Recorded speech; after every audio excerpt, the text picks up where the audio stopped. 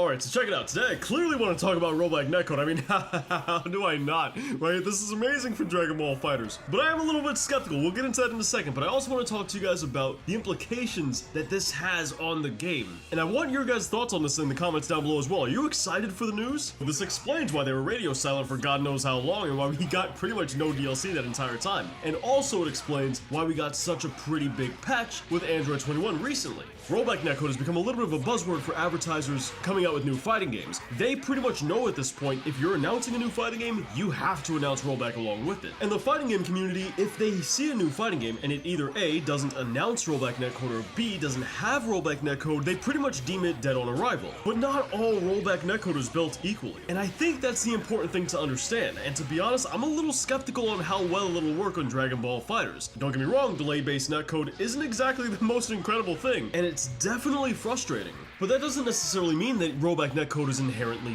better for a game like Dragon Ball FighterZ. You see, rollback works great for slower paced games, where the game can actually predict your next movement pretty easily because, well, there's a limited amount of things you can do, and there's not as much going on the screen. The slower movement and the less options in some of these fighting games allows rollback in order to go ahead and see what might happen, fill in the gaps pretty accurately, and give you a smooth gaming experience. But in a game like Dragon Ball FighterZ, where you can dash forward, super jump, do a normal jump, instant air dash, float, air dash backwards, vanish, super dash randomly, heavy attack, key blast, any number of quarter circle specials, level 1, level 3, calling in this assist, calling that assist, vanish, spark. There's a wide variety of things you can do at literally any moment. And this is on both sides of the fence. So for the game to actually guess what might happen, it's a lot more difficult and therefore may be a little bit more inaccurate. This is something that we already see in a game like Multiverses, where Multiverses has a bit of an issue, and maybe you guys have experienced it if you played, where suddenly you'll just teleport and you're dead. This right here is a perfect example of a faster paced game where rollback might put you in a pretty bad situation at times. With rollback, people are teleporting more than they already do in Dragon Ball FighterZ, but a large part of this does count on how they implement it. It's very possible that we get pretty impressed and the technology behind the rollback for Dragon Ball FighterZ is a lot more advanced. I'm leaving room for possibilities here, but just maybe, it's the best rollback we've ever experienced. Bandai Namco, with the success of Dragon Ball FighterZ, certainly has the funds to do something like that. Whether the developers have the technology to match, I don't know, but the money is certainly there. So while I am extremely excited that rollback netcode is coming to Dragon Ball FighterZ, because I mean, we're gonna get a whole new resurgence of this game. It's gonna enter a whole new life with a whole bunch of new players that are probably gonna join the game because of it.